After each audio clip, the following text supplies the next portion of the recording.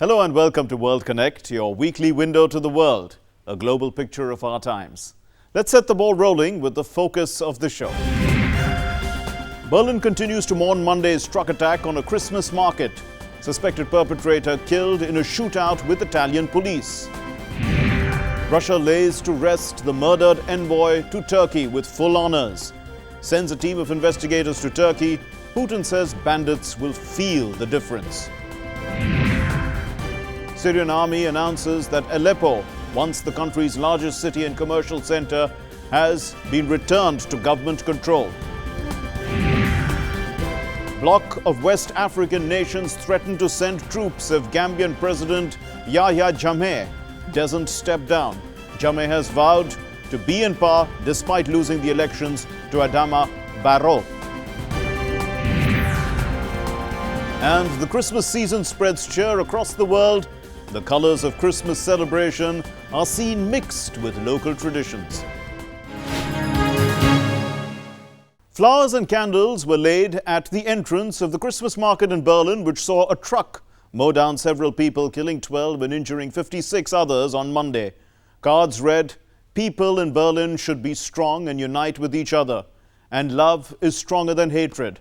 Many people mourned the victims and prayed for the injured ones in the attack. The police have set up cement barriers in large Christmas markets all over the country to avoid similar attacks. A Tunisian, Anis Amri, who was killed by Italian police, was suspected to have caused the carnage. The Tunisian man suspected of driving a truck into a crowded Christmas market in Berlin was killed in a shootout in a suburb of the northern Italian city of Milan. It was confirmed by Italian Interior Minister Marco Minniti. The minister said that without any shadow of doubt, the man was 24-year-old Tunisian Anis Amri, wanted for the attack in Berlin. A routine police patrol stopped Amri in a Milan suburb in the early hours of Friday morning. He took out a pistol and opened fire, injuring one of the police officers. The Europe-wide manhunt was carried out for the Tunisian Anis Amri, who was identified as a suspect in the Berlin lorry attack. Anis Amri was wanted by German police in connection with the attack on the Christmas market at the Kaiser Wilhelm Memorial Church in Berlin, which killed 12 people and injured 48 others. Investigators had found fingerprints of the Tunisian on the door of the truck that plowed through the crowds. A police source said Amri was identified by fingerprints. He was identified by security authorities as a potential threat and rejected for asylum, but authorities had not managed to deport him because of missing identity documents. In the wake of the attack, various precautionary measures have been taken at other Christmas markets in Germany. Meanwhile, authorities have also arrested two brothers on suspicion of planning an attack on a shopping center in the western city of Oberhausen. The Essen police in a statement said that the two men aged 28 and 31 are originally from Kosovo. The attack prompted a step up in security for Christmas-related events elsewhere in Europe. The Islamic State claimed responsibility for the attack. It was reminiscent of the carnage in the French city of Nice in July when a gunman drove a heavy truck into a crowd celebrating Bastille Day, killing 86 people and injuring scores. Meanwhile, visitors flocked to a Berlin Christmas market as it reopened after the attack, shocking Germany. In a tribute to the victims, dozens of visitors walked along the aisles, stopping at a makeshift memorial to pay their respects. While the world comes to terms with the latest attack on a Berlin Christmas market, it seems evident that Europe has become the main target of terrorist attacks. In 2015, there were a total of 211 completed, failed or foiled terrorist attacks in EU states. Now, 2016 saw no let-up in the violence. A significant number of terror attacks are motivated religiously or associated with right-wing groups. Europe has become a new theatre for terrorism in the past few years. A sudden rise has been seen in European countries, with France, Belgium and Germany suffering the most. The rising spectre of ISIS in Syria has become a threat to Europe due to the influx of migrants via Turkey. The rising extremism across the world has affected these migrant populations as well as minorities in European countries. Following the Charlie Hebdo shootings in January 2015, Paris faced one of the largest coordinated terrorist attacks on its territory later in the same year in November. 3 suicide bombers struck outside the Stade de France in Saint-Denis during a football match. This was followed by several mass shootings and a suicide bombing at cafes and restaurants. Gunmen carried out another mass shooting and took hostages at Eagles of Death's metal concert and the Bataclan Theatre, leading to a standoff with police. ISIS claimed responsibility for the attack, which was the worst in Europe since 2004. leading to 129 casualties and more than 350 people injured. In 2016, terrorist influence reached at its peak in Europe. On March 22, 2016, at least 34 people were killed and 190 wounded when 3 blasts shook Brussels, 2 at Zaventem airport and 1 at a subway station near headquarters of the European Union. ISIS claimed responsibility for the suicide attacks, which brought the city to a standstill. On July 14, Bastille Day, France's National Day, a large truck deliberately ploughed into a large celebration in the southern coastal city of Nice. At least 84 people were killed that night. Hundreds more were injured. The assailant, 31-year-old Tunisian national Mohamed Laouedj Boulel, was shot by police on the scene. It was later claimed that he had been radicalized by ISIS. The ideological influence of ISIS has also led to an increase in lone wolf terror attacks. According to reports, there have been at least 10 recorded stabbings across Europe by a single perpetrator who has pledged allegiance to ISIS or extremist ideology. German Chancellor Angela Merkel has linked the rise of terrorism in Europe to the Syrian crisis, saying that the refugee flow was even used to smuggle terrorists. Europe's open border policy amongst EU members has made it difficult to tackle the growing influx of terrorists trained in Syria and sent to Europe. Europe has become a crucible for terrorism, and this is now posing a threat to European integration itself, with countries looking to restrict cross-border movement in response. Andrei Karlov, the Russian ambassador who was assassinated in Ankara on December 19, was a senior diplomat who had served in North Korea. During his tenure in Ankara, he had to deal with the aftermath of the Turkish bombing of a Russian fighter jet near the Syrian border. Russian President Putin has sent a team to Ankara to investigate, while Turkey claims that the assassination was hatched by the exiled cleric Gulen, who now lives in the United States. It happened in an art gallery. It was photographed and videographed by coincidence, but the assassination of Russian ambassador to Turkey Andrei Karlov was clearly no work of art. Karlov was speaking at a photo exhibition on the evening of 19th December in the Turkish capital Ankara when a 22-year-old Turkish riot police officer Mevlut shot him repeatedly in cold blood, crying out, "Don't forget Syria, don't forget Aleppo." Mevlut was gunned down by the Turkish police in a shootout at the scene of the crime. Russia and Turkey have branded the assassination a failed attempt to derail the rapprochement between Moscow and Ankara, which has seen them cooperate more closely over Syria, where they have backed different sides in the conflict. The answer to this can only be strengthening of fight against terror, and the bandits will feel the difference. Russia's investigative committee has already opened a criminal case into the killing. Turkish President Tayyip Erdogan had said that there is no doubt that the assassin was a member of the network of the Muslim cleric Fethullah Gulen. There is no reason to hide that he is a member of the FETÖ network. All his connections, from where he was educated to his links, point to FETÖ. Gulen, who is in exile in the United States, denies the allegations, saying that the Turkish government is responsible since they had hired Mevlut and also given him access to the ambassador. Charging this person in this particular job, ordering him to protect this person, as I mentioned before, could be a serious lack of foresight or intention. It means they let him do it so they could blame someone else. The Turkish government's grouse is that Gulen, who has lived in self-imposed exile in the US state of Pennsylvania since 1999, has created a parallel network in the police, military, judiciary and civil service aimed at overthrowing the state. Gulen denies this. We don't have any reliable, any verifiable links to the movement. The Turkish government does make some claims. So far, we have found at least 3 of them to be false. Because Gulen lives in exile in the US, there were some suggestions emanating from Turkey that the US was involved in the assassination, a charge the US State Department considers ridiculous. Any notion that the United States was in any way supportive of this or behind this or even indirectly involved is absolutely ridiculous. Russia has flown a team of investigators to Turkey to help with the investigation, and President Putin has also expressed his determination to make the bandits feel the difference. Karlov was a Soviet-trained diplomat who worked in North and South Korea during the 1990s and 2000s and was sent to Turkey in 2013. Putin, who knew Karlov personally, has posthumously given him the Hero of Russia Award, the country's highest military medal. 71 people have so far died from drinking bath essence containing methanol in Siberia. A total of 117 people in the city of Irkutsk have suffered the effects of methanol poisoning. The label on the bath essence clearly stated that it contained methanol. Now, impoverished drinkers in Russia often turn to cheap vodka substitutes such as perfumes and cleansers because they cost far less than the legitimate alcoholic drinks. Investigators have detained 12 people for producing and selling the bath essence. Supporters of the Syrian government took to the streets of Aleppo to celebrate on Thursday after the Syrian army said that it had retaken complete control of the city. The state TV said the evacuation of the rebels who had been holed up in a small battered enclave in Aleppo puts the entire city under the control of the army and its allies after years of fighting.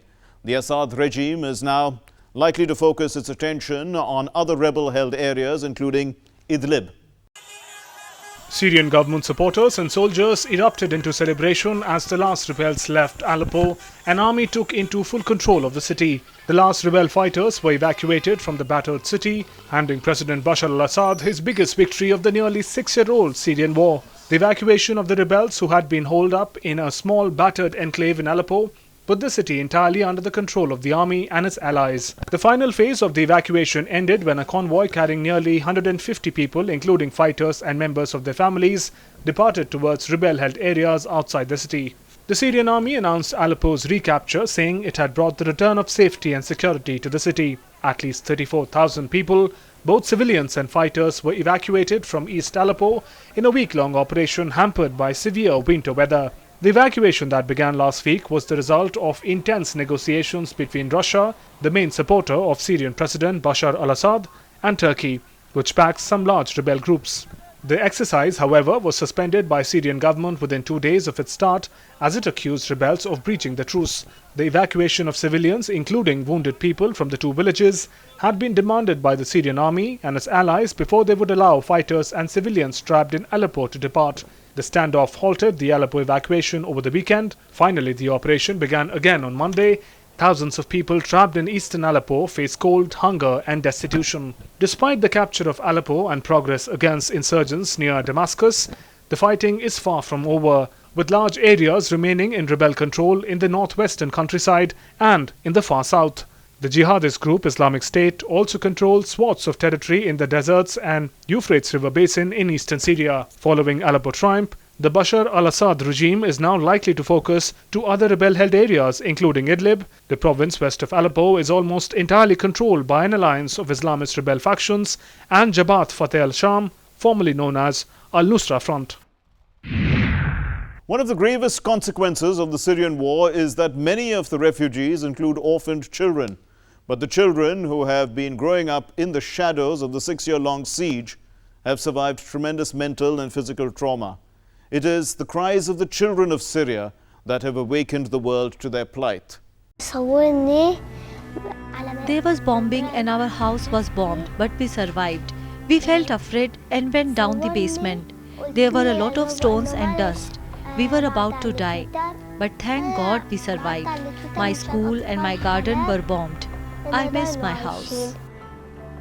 7-year-old Aleppo girl Bana Al-Abed knows what life is while living under a siege, when surviving bombings and airstrikes become the sole purpose and no one knows what happens the very next moment. Bana has seen how a city full of life turns into a pile of debris and how constant fear of death knocking at the door becomes a routine. With a Twitter following of more than 350,000, she captured global attention with her Twitter updates and pictures as Aleppo cried for help. Bana and her mother Fatima were evacuated safely to Turkey, but she misses her home and dreams of going back and helping other children like her when she grows up. When I grow up, I want to become a teacher and go back to Aleppo and teach the children of Aleppo.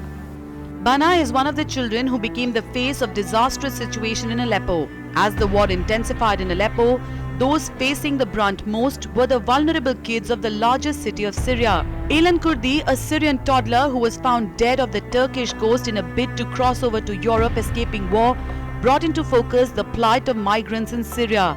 Alan, with his brother and mother, died in September 2015 during their journey across the Mediterranean Sea. Another image that brought the world into tears showed two boys clinging to each other, crying breathlessly, while one said, "My mother is gone." The two boys survived a barrel bomb attack in August this year. In the same month, heart-wrenching images of Omram Daknish again underlined the need to urgently address the Aleppo situation. The bewildered and puzzled Omran was rescued after his house was destroyed in an airstrike. Injured in the attack, Omran's no-expression face was asking questions which no one could answer. He had also lost his 10-year-old brother who succumbed to his injuries. Another ugly face of war appeared with the images of children that were reported to be gas attack survivors. In October 2016, images of a wounded girl again shook the conscience of those who saw it. The girl suffered injuries on her head, called for her father as she looked terrified. Aleppo has been recaptured by the Syrian army.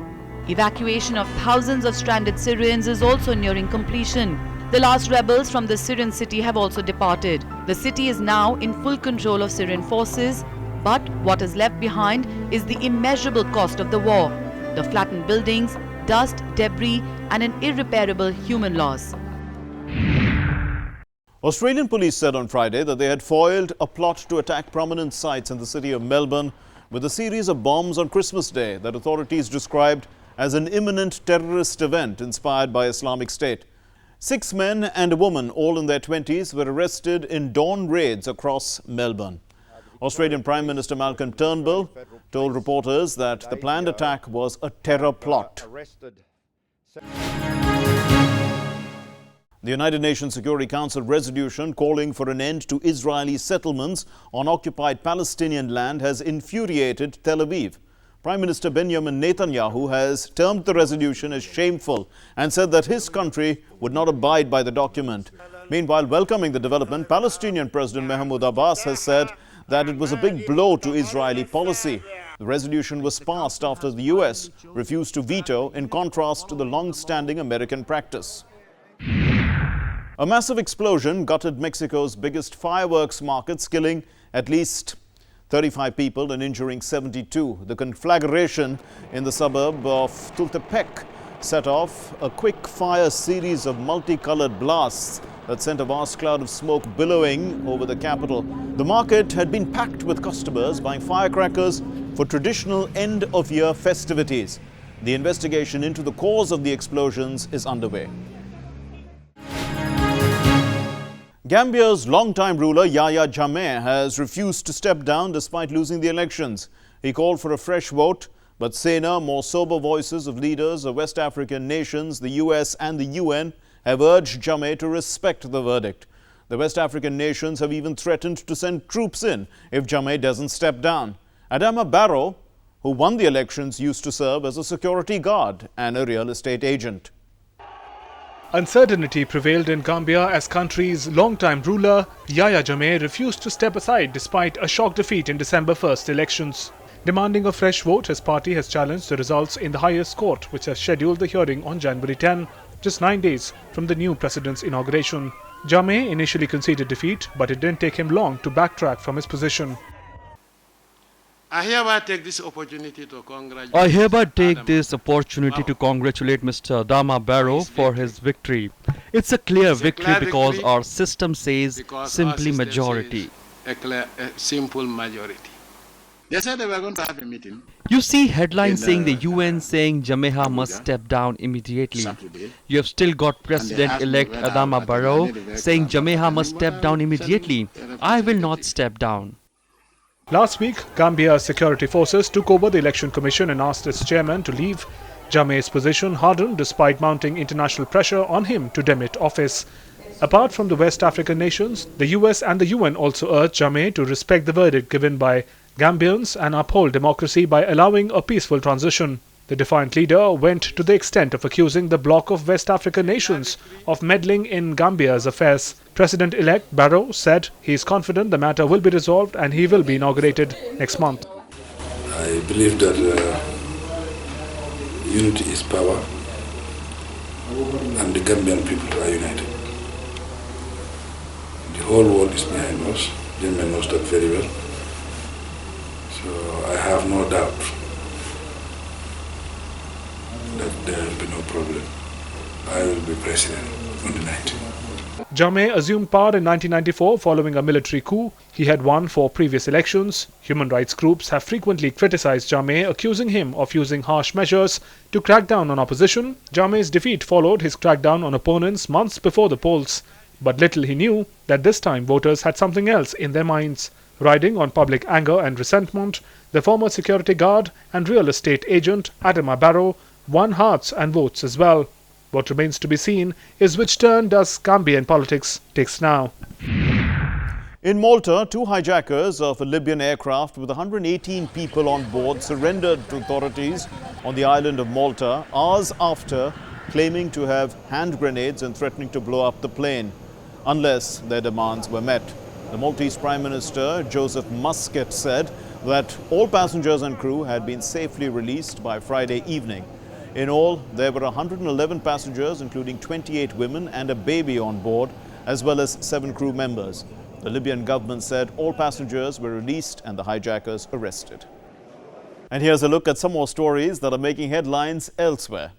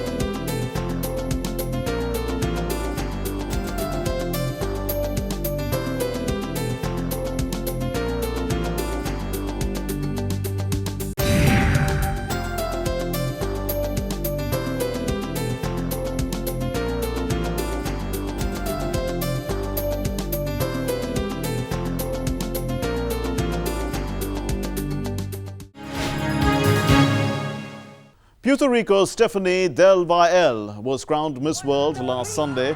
The 19-year-old Del Valle beat the competition from more than 100 countries. The first runner-up of the pageant, which was held at the National Harbor near Washington, D.C., was Yaritza Megalina Ramirez of the Dominican Republic. In third place was Natasha Manuela from Indonesia.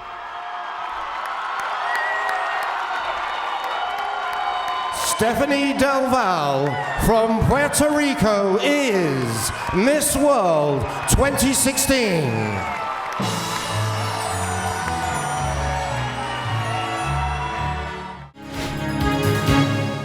Christmas, the celebration that marks the birth of Jesus Christ, is celebrated across the world with unique local flavors. Here's a glimpse of celebrations across continents.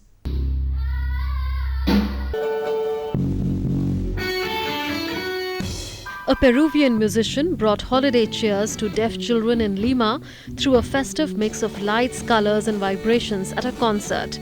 The holiday concert captured the audio experience and converted it into different colored lights and vibrations for his deaf audience. About 50 children enjoyed the performance, which included traditional tunes like Jingle Bells. The Belgian royal family attended a Christmas concert at the Royal Palace in Brussels. The event was marked by a traditional concert that featured music by German and French composers. The owners of 2 houses adorned with Christmas decorations in a gated community in Manila have opened their doors free of charge to the public. Since 2010, Christmas house owner Alex Cruz has been adorning the walls and outdoor reception area of his personal residence with tens of thousands of Christmas lights and Santa Claus figurines. While businessman Rick Villanueva started to decorate the front yard of his home with dozens of nutcrackers and Santa Claus figurines to give people the chance to feel the Christmas spirit without having to spend money to see spectacular displays. In Ukraine, glass blowers and artists handicrafted thousands of Christmas baubles for festive season. Established in 1949 as a glass manufacturing plant, the Klavdiova Tarasove factory was converted to make Christmas tree decorations in 1953. It is one of the few handmade toy manufacturers in Ukraine and one of the biggest Christmas ornament manufacturers in Eastern Europe. Mexicans gathered north of Mexico City for the staging of the local tradition of the Christmas play known as the Pastorela. The play is aimed at communicating the spirit of Christmas.